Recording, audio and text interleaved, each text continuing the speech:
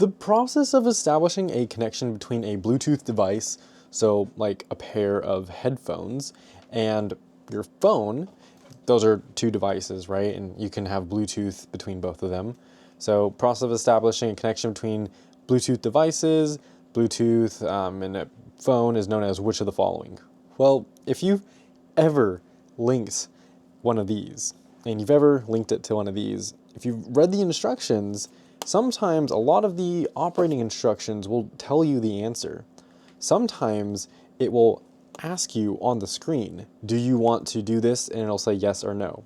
Well, what it asks you what you would like to do is, would you like to pair this device with this device? Remember, there's two devices. So like socks, you have a pair of socks, right? A pair of socks is two individual socks. Two devices are paired together. So that's pretty much it. There's no three-way handshake, it's only two devices. There's no tethering, there's no linking, it's called pairing. You go ahead and you pair two Bluetooth devices.